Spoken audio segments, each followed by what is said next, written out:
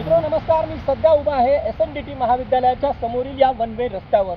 हा one way रस्ता असला तरी सुद्धा प्रत्येक वाहन, मग दुचाकी असो किंवा चारचाकी, हा रस्त्याच्या उजव्या बाजूने कडेकडेने अगदी सावकाशपणे जाताना दिसत आहेत, कारण की डाव्या बाजूला प्रचंड पाणी साचलेलं आहे। ही पाणी किती खोलवर आहे याचा अंदाज वाहन चालकांना येत नाही, त्यामुळे सगळे उजव्या बाजूने चालत आहेत। गेल्या 2 दिवसांपासून पुण्यामध्ये मुसळधार पाऊस होतोय। या मुसळधार पावसामुळे अनेक सखल भागामध्ये तळ्याप्रमाणे पाणी साचलं आहे। अनेकांच्या घरामध्ये पाणी घुसलंय, त्यामुळे पुण्याचं जीवन हे विस्कळीत झालं म्हटलं तर वावगं ठरणार नाही। मात्र शहरभरात सगळ्यात मोठा या पावसाचा फटका कुणाला बसला असेल तर तो म्हणजे पुण्याच्या वाहतुकीला।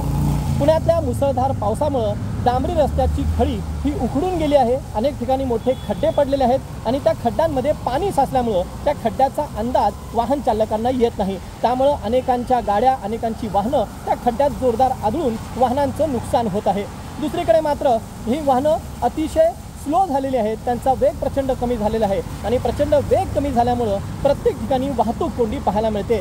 अगदी किरकोळ 1 किलोमीटर जाण्यासाठी सुद्धा पुण्यातल्या वाहतुकीला 1-1 तास लागत आहे। त्यामुळे पावसाचा मोठा फटका हा इथल्या वाहतुकीला बसला, तसंच अनेक सखल भागातील घरांना बसला।